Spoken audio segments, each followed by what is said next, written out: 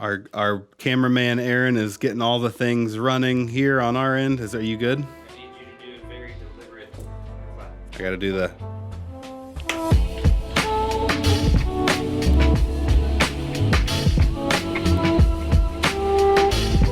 All right, well, welcome back, podcast audience, to another episode of the MC Podcast. I'm Andrew Crabtree, joined by my dad, Lynn Crabtree, and on the phone with us on the computer, we've got Dr. Galen Erickson from the University of Nebraska-Lincoln.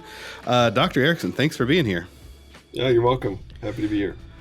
Before we get too in depth here, would you mind introducing yourself to our audience and what you do at University of Nebraska and maybe what led you into doing beef research? Yeah, happy to. I am on faculty here at the University of Nebraska. I have a research and extension appointment as well as do a little teaching. I am the beef feedlot extension specialist, and most of my research program is pretty focused on feedlot cattle nutrition, but really it covers the gamut of growing and finishing beef cattle. Been on staff for almost 20 years. Grew up in Iowa. In a beef operation in Northeast Iowa, and then came out here for my graduate degrees and was hired on after that. So we do a lot of focused work in the beef nutrition work. We're blessed with excellent research facilities, excellent graduate students that really do a lot of the work. And so pretty proud of our program. We put out our annual reports, and that's all available online at beef.unl.edu. So if you ever want to see anything research-wise that we're doing here at Nebraska or extension work, it's accessible there. We got into this silage area because we thought that when we were doing the math, we thought that this was one of the most economical decisions for our beef producers. And probably since 2011, 2012, when we saw an increase in grain prices, ever since then, we've been kind of focused on how does silage fit in beef situations.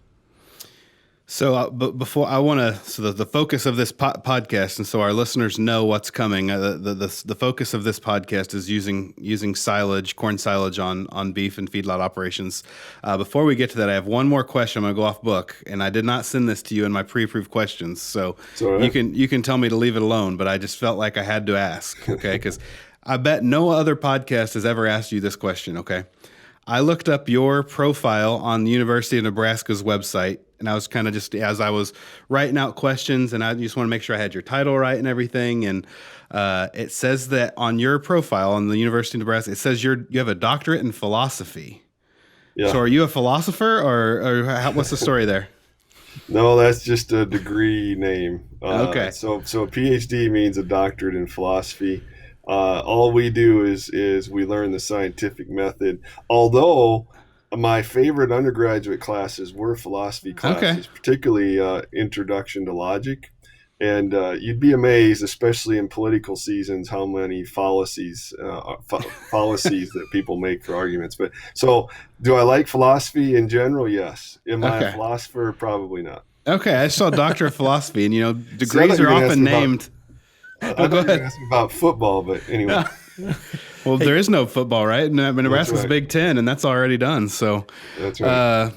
Well, let's talk about silage on beef operations. So you kind of started on this a little bit, but at what point in your career, and what led you maybe to thinking that silage was a good option for those guys?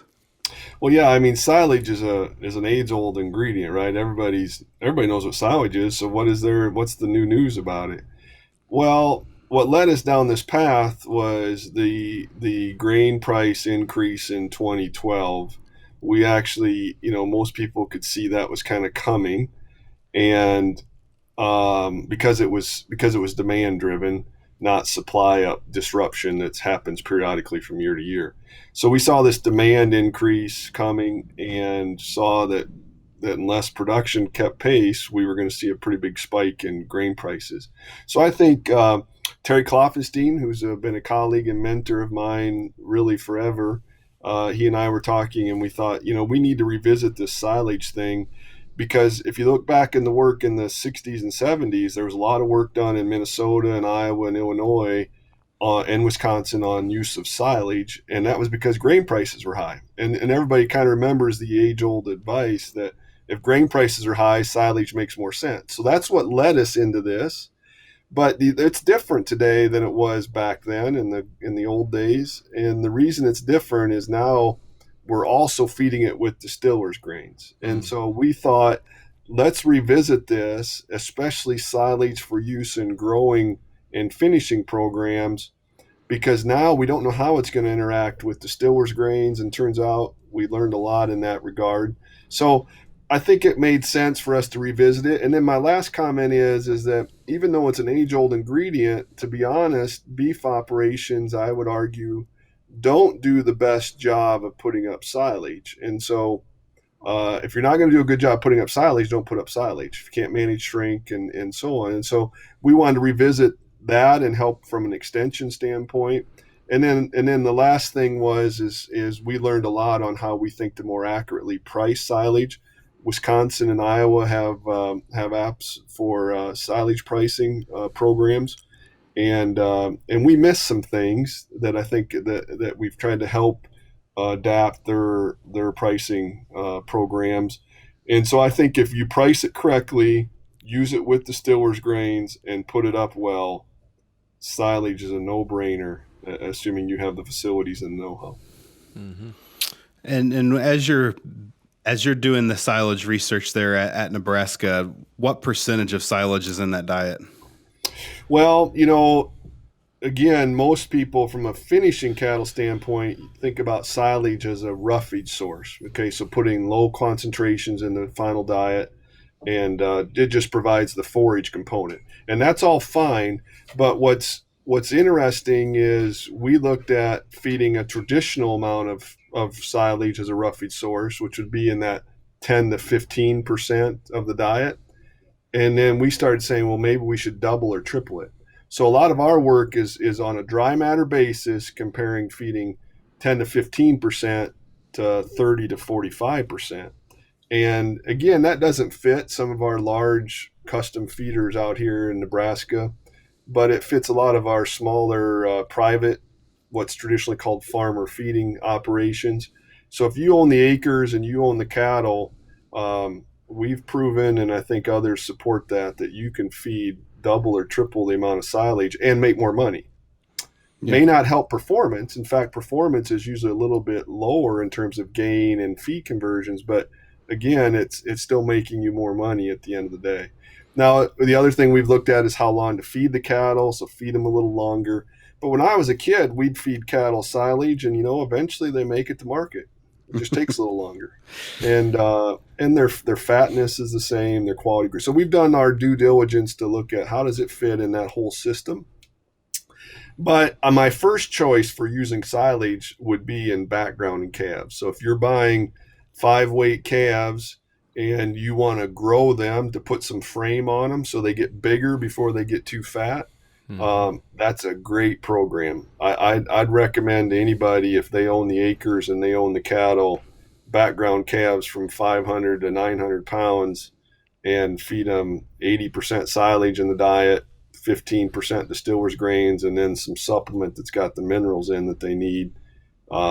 You can't beat that for a backgrounding program. And so, right, so you're talking about the profitability, feeding silage, increasing profitability, and I'm assuming that's at current corn prices, which are still at a pretty low point. Yeah. So what does that profitability look like now? And then, what would happen if we see a year where maybe corn gets expensive again? Yep.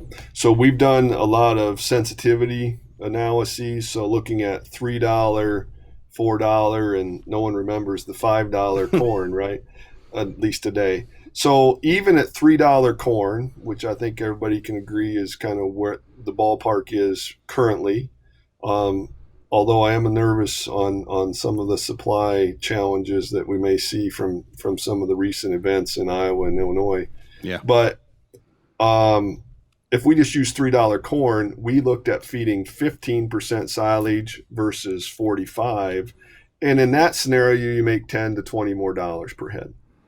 But if corn's at $4 or $5, that profit per head goes up in the $40 to $50 per head range by feeding silage, the way we would recommend. So it is influenced by corn price, and the cheaper the corn does get, the less this makes a big difference in your bottom line.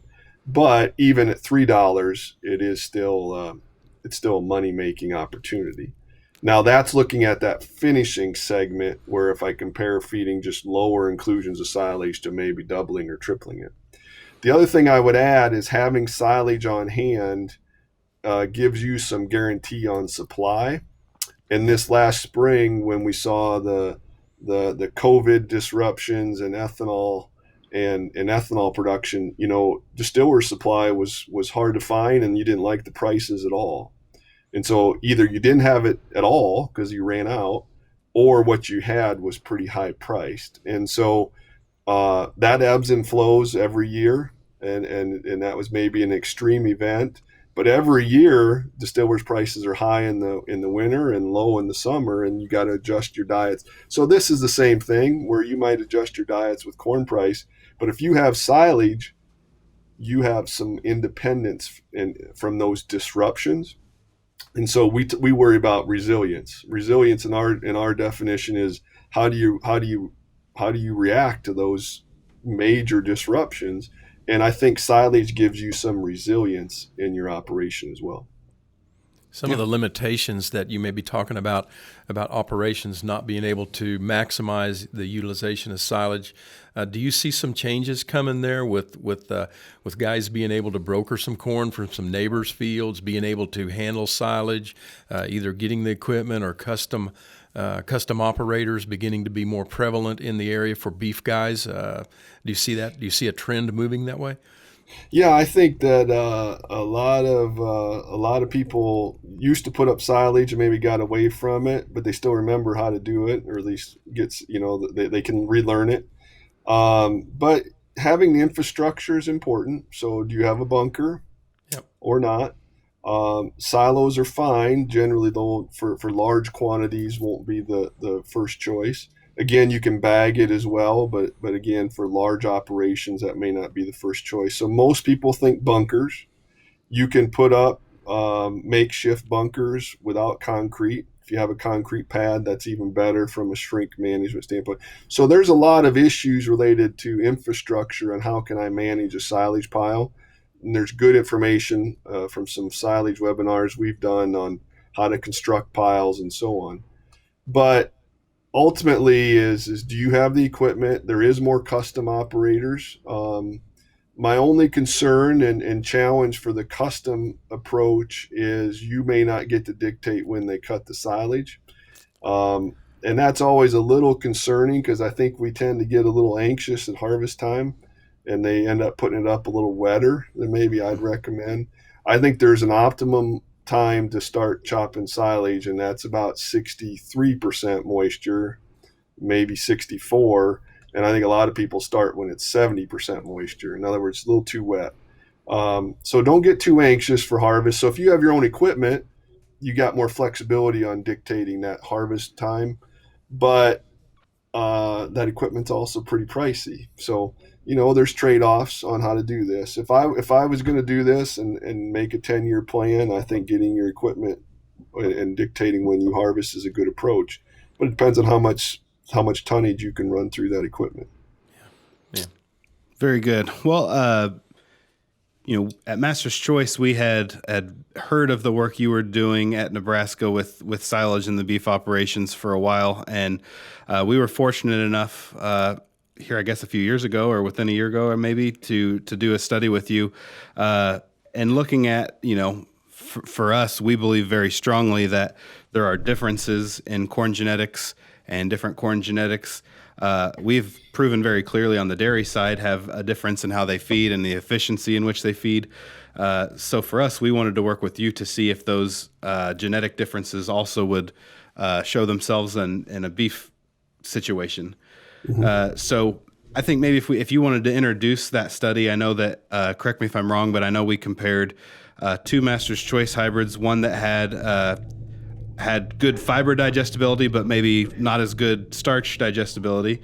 And then another MC hybrid that was enhanced on grain, enhanced on the grain side, the starch side, and the fiber side, and then comparing that to a check. So correct me if I'm wrong there, but maybe kind of just tell us what that study was looking for.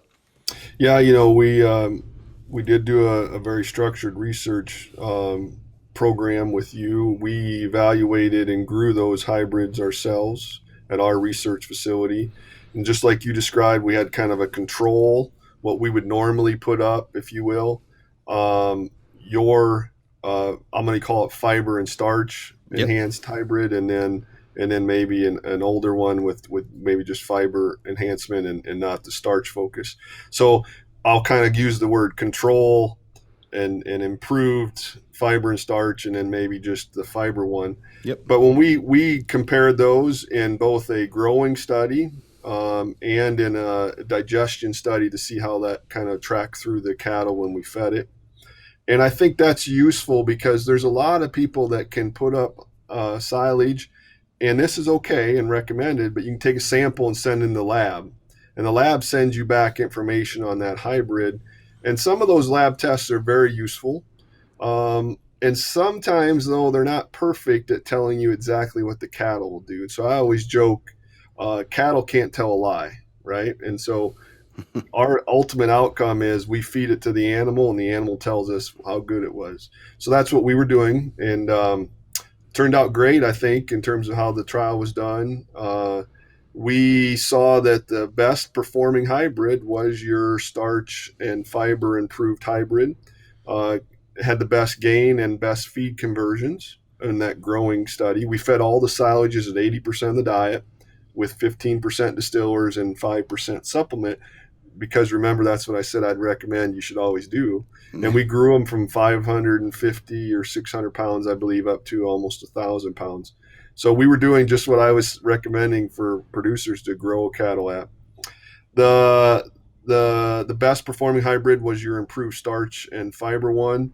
The poorest one was the one that was just the fiber focused hybrid and maybe didn't have as good a starch characteristics. And our control was kind of halfway between those two. Yeah. And the differences were as large as a 10% change in feed conversion from the poorest to the best. So what's that tell me? That tells me that there's an opportunity on your end from a hybrid selection and improvement focus is a 10% improvement ultimately in performance just due to hybrid selection. So it's certainly something that if I'm a beef producer and farming that ground or buying that silage from my neighbor, hybrid selection is a very important criteria. You shouldn't just plant corn if you're going to put it up as silage and feed. In other words, I think there's a perception at times that yield's number one, and yield's important. I'm not questioning that. Sure. But in this case, selecting hybrids for better performance and how, especially if you know you're going to put it up for silage, is pretty critical.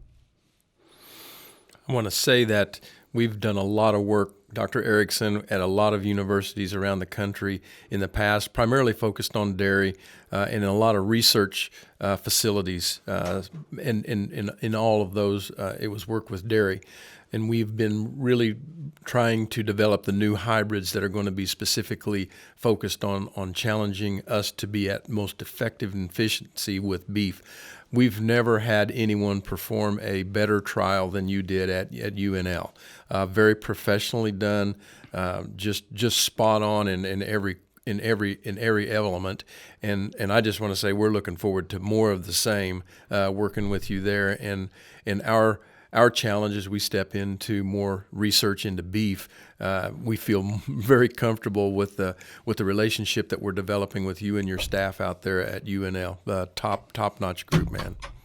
Appreciate that. Yeah, and I also it's, to me, it's having good ideas, but and those are jointly developed all the time, right? But I always joke that I know a lot of people that have great ideas, but don't necessarily follow that all the way through the process. And so we're blessed with great facilities. We're blessed with great students and staff. But it's fairly simple. You come up with an idea, you make a plan of what you're going to do, and then all you got to do is follow that plan. So I appreciate your comments.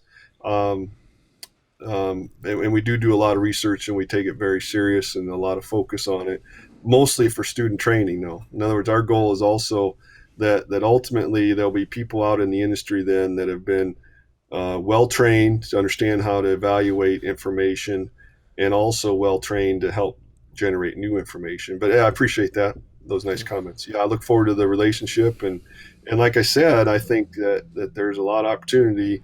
So we're promoting silage, but it's not because we have anything to gain. It's because I think it makes the most economic sense, and hybrid selection is certainly a key part of that.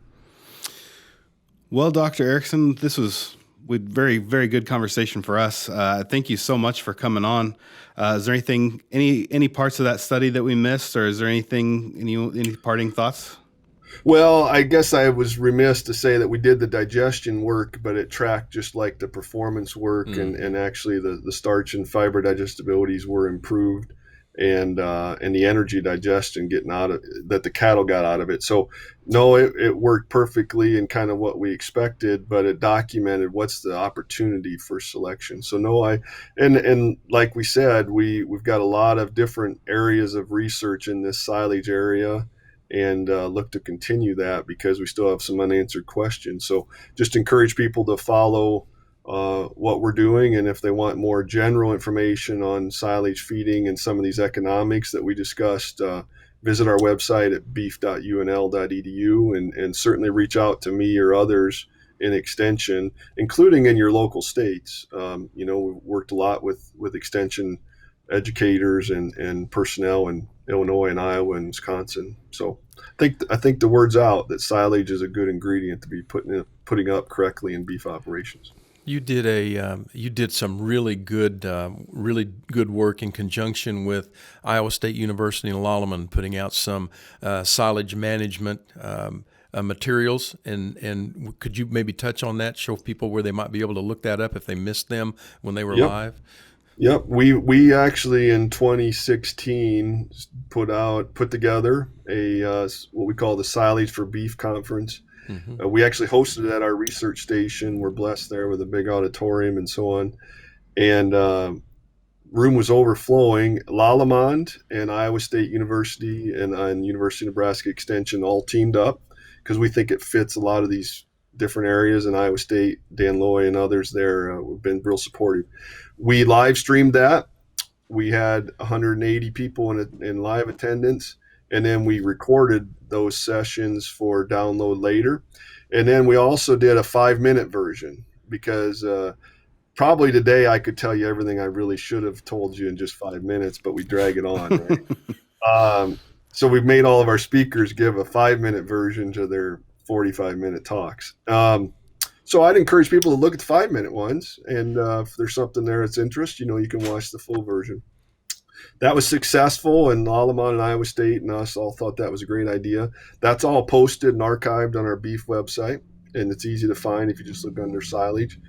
2018, we did a repeat, some new information that was added in 2018, and we had intentions to do that here in 2020, and obviously everybody's been more anxious and restricted and so on. So we decided to do a mini version and virtual, and there was 4 webinars as well as a few podcasts developed as part of that. And that's all available today on the beef.unl.edu site, Iowa Beef Center.